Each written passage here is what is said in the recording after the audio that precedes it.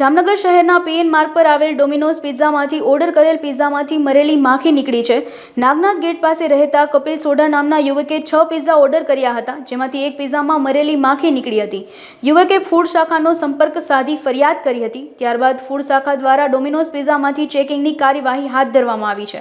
ઉલ્લેખનીય છે કે જામનગરમાં અગાઉ પણ બ્રાન્ડવાળા પિઝામાંથી વંદો નીકળ્યો હતો અને કડક કાર્યવાહી કરાઈ હતી।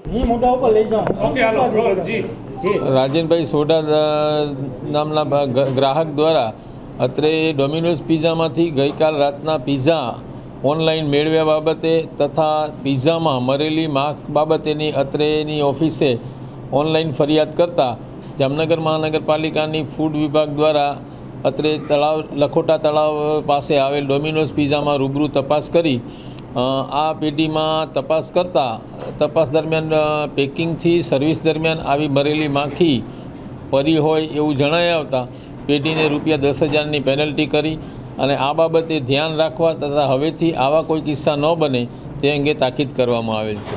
હાઇજેનિક કન્ડિશન મેન્ટેન કરવા બાબતે એને સૂચનાઓ આપેલ છે અને આ અંગે રોજકામ પણ કરેલ છે।